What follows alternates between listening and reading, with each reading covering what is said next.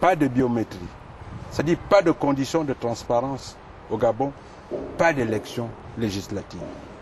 Mais qu'on ne les boycotterait pas, mais qu'on prendrait toutes les dispositions. Et on en a les moyens pour empêcher la tenue d'élections au Gabon. Donc, il est important que, grâce à l'initiative de la société civile, un an après, nous puissions réaffirmer, non seulement réaffirmer cette position, mais s'organiser pour rendre effective cette position. C'est-à-dire, pas de conditions de transparence, c'est-à-dire biométrie, entre autres, pas d'élection législative au Gabon. Et cela ne veut pas dire qu'il y aurait boycott, mais cela voudrait dire que des dispositions seront prises. Je le répète, nous en avons les moyens pour empêcher toute tenue au Gabon d'élections législatives si les conditions de transparence ne sont pas réunies. Et je pèse mes mots quand je dis nous en avons les moyens. Nous parlons de biométrie, Monsieur le Président. Il se dit dans certains milieux que c'est vous, André Mbobam, ministre de l'Intérieur de l'époque, qui avez bloqué l'introduction de la biométrie en 2007. Que répondez-vous à vos détracteurs? Si je comprends, mais ça veut dire alors que le président Omar Bongo avait décidé la biométrie et c'est le ministre Mbobam qui a bloqué qui a dit non. Ça, c'est de la fantaisie. Ça, ce n'est pas connaître le système et surtout ne pas connaître le président Omar Bongo Ondimba. J'ai lu ça, j'ai même lu dans un certain journal le Raïs Ali dire que c'est lui qui a amené la biométrie au Gabon, l'idée de principe de biométrie, et qu'il m'a confié le dossier et que je l'ai enterré. C'est moi qui ai enterré le dossier de la biométrie. Je vais d'abord répondre à ça et puis je vous dirai. D'abord, je dément. En 2006, quelques semaines après mon arrivée, ma prise de fonction, mon arrivée au ministère de l'Intérieur, M. Ali m'a fait transmettre un dossier sur la privatisation de la délivrance des documents officiels. La privatisation de la délivrance des documents officiels.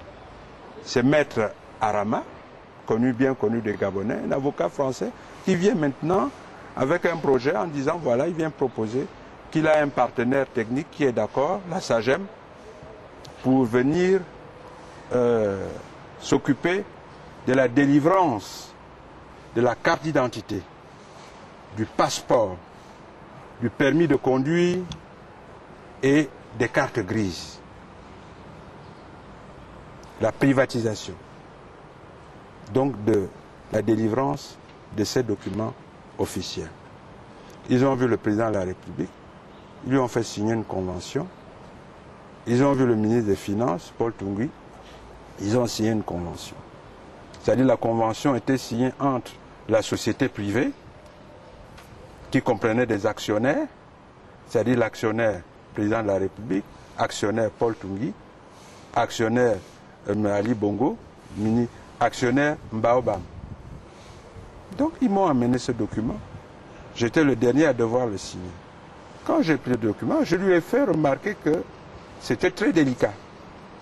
Parce que la délivrance des documents officiels, mon Dieu, mais ça fait partie des prérogatives régaliennes d'un État. Je lui ai dit, bon, on m'a fait expliquer que non, ça devait rapporter beaucoup d'argent.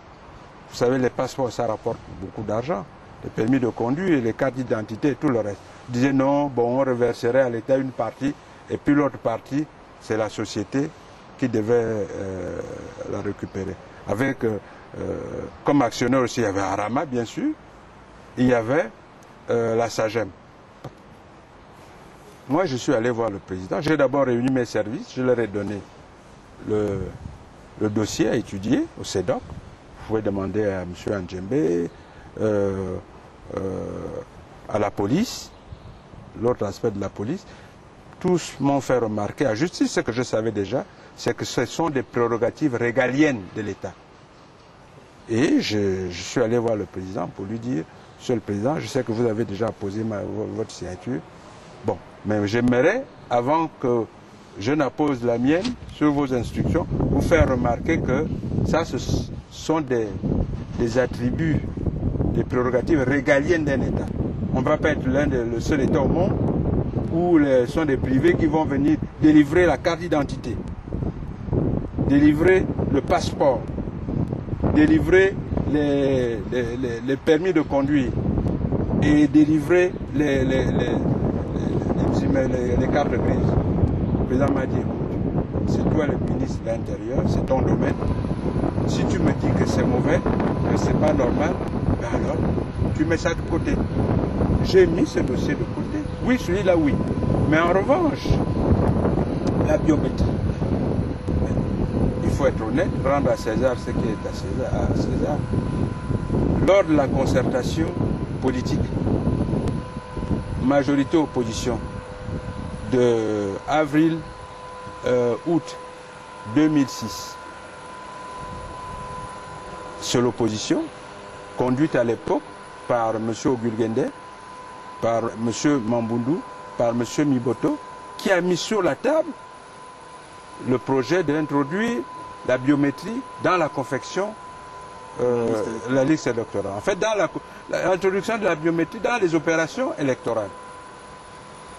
Au cours de cette concertation, effectivement, ce sujet a été abordé.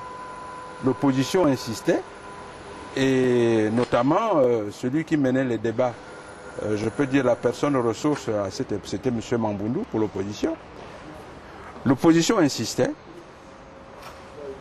la majorité bloquait, n'en voulait pas. N'en voulait pas.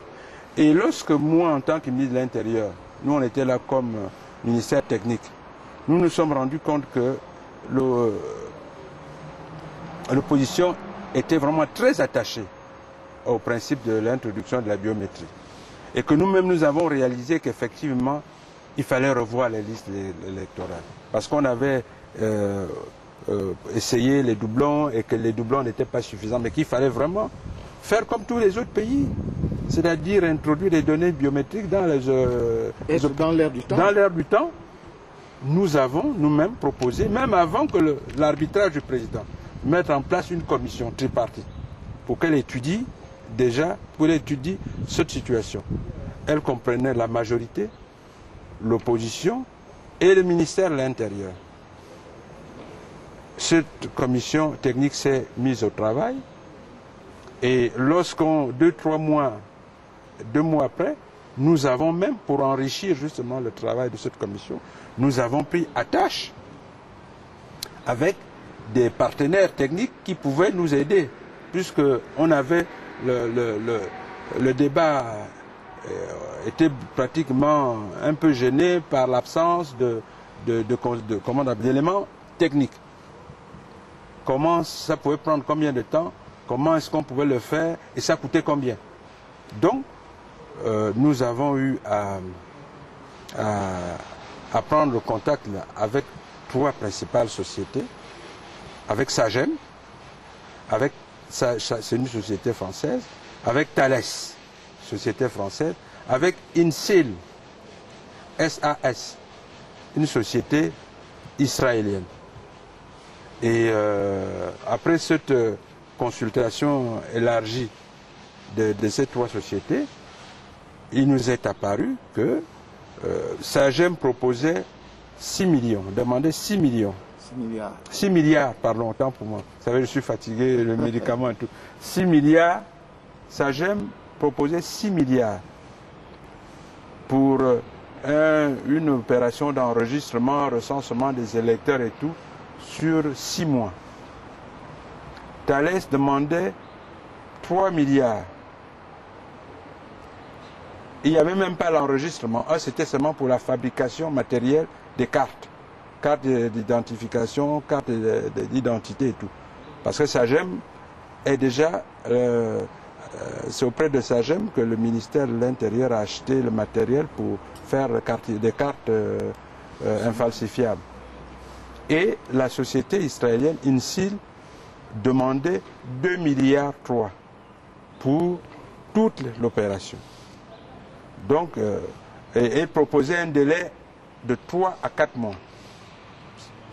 Nous avons donc considéré que la société INSIL, elle travaille aux États-Unis, elle fait la même chose au Canada, dans beaucoup de pays. vraiment les aspects, les éléments fournis par INSIL ont fait en sorte qu'on la retienne comme société, comme